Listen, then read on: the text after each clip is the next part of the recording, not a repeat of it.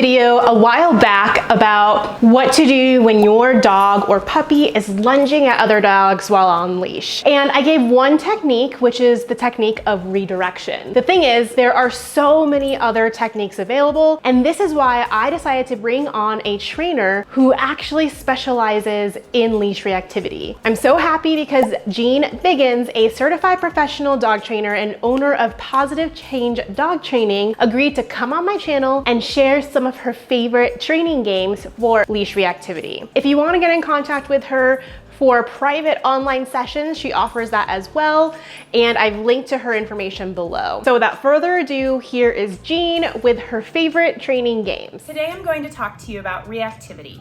Reactivity is a behavior problem where a dog overreacts to something, whether that's people, dogs, bikes, or other vehicles or animals.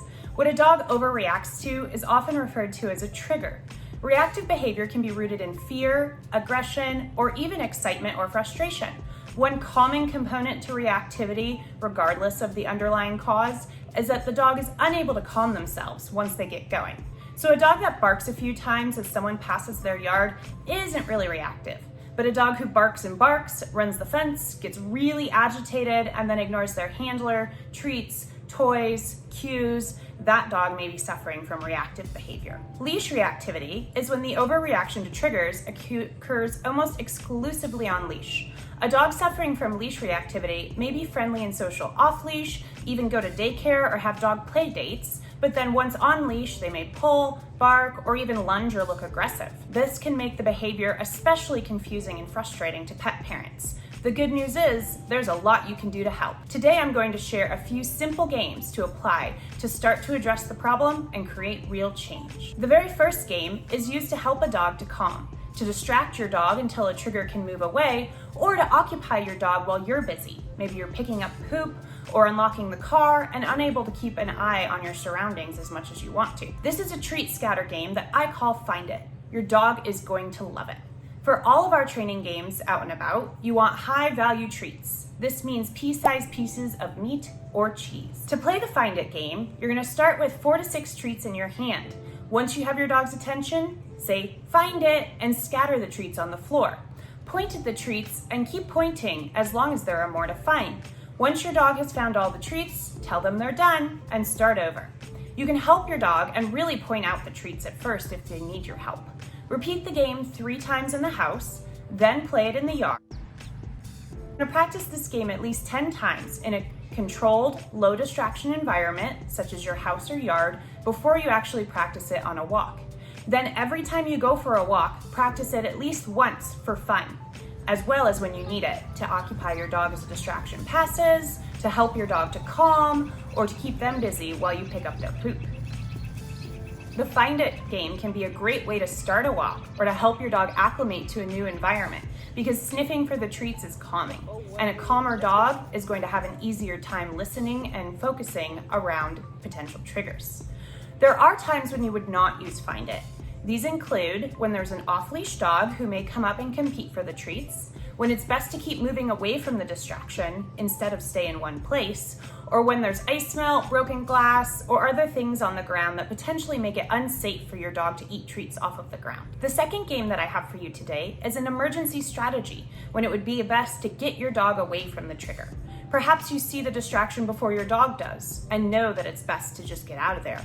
Or maybe your dog is already at the end of their leash, barking, pulling. You may in the past have resorted to physically pulling your dog away, and now you have an overreactive dog flailing at the end of their leash as you pull them away. That's not fun at all. These emergency leash handling and U-turn techniques will help you to help your dog get away from a too hard distraction with the least amount of stress. Best of all, they're also teaching your dog to be more responsive to your cues and handling instead of relying solely on force to move your dog, even if they are in an urgent state of mind. As with all training games, I'm going to teach this emergency U-turn handling in a controlled environment as a deliberate training setup before I need to use it. You don't learn to parallel park on a busy downtown street. Rather, you learn in an empty parking lot. You don't really need to be able to parallel park in an empty parking lot, but that environment is more conducive to learning and safety. The same thing goes for dog training. Teach the games in your home or your yard, then apply them to the real world where you need them to work. My dog is at the end of their leash, probably pulling, maybe barking. I'm going to move closer to my dog by walking up the leash hand over hand. Notice you're not reeling your dog into you like a fish at the end of a line, but rather shrinking the distance and the amount of leash between you and your dog by moving yourself closer to them. If your dog is still ignoring you once you're right next to them, take a treat and place it on their nose. Use the treat to turn their head and lure them away from the distraction, and then lead them away using the treat before you feed it. Just walking up the leash to get closer to your dog may get their attention. You're much easier to notice next to their hip or shoulder than you are 6 feet straight behind them talking to their tail. When you play this game at home to teach it, if your dog doesn't pull because you're in your own house or yard, you can always set a bowl of treats just out of reach. That way you can practice the leash mechanics of moving closer to them without pulling them to you. And then you can increase the difficulty of the distraction by using higher value food, toys, or a person. That way you're also teaching your dog that it pays off to leave something they're focused on and come with you when you walk up their leash and present a treat to lure them away.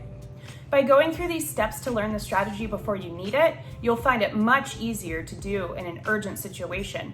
And your dog also learns that you coming closer means food. And so they'll be much more likely to respond to that leash walk up. These are just 2 of the games I teach clients to help dogs who exhibit reactive behavior. There are also games to teach calm and focus on the handler. Games to actually desensitize the dog to the trigger, so the emotional cause for the reactive behavior is softened and addressed. With my 6-lesson Leash Reactivity Foundations program, you can learn all my favorite games to teach your dog how to be calm and responsive on leash around potential triggers. Sometimes a dog's behavior goes over the top so quickly that they'll ignore even steak or other high-value things on a walk. Dogs like that can still learn the games and better behaviors, but they will need a more gradual approach to be successful. If you find your dog doesn't respond to these games right away, don't be discouraged. Reach out to receive a more personalized plan to help your dog achieve positive change. So definitely try out those training games. Let us know how they go in the comments below. And thank you again, Jean, for coming on my channel to talk to all of you about leash reactivity and some fun games you can play. If you found this video helpful, write helpful in the comments and give us a like, subscribe to my channel, and I will see you in the next video. Bye for now.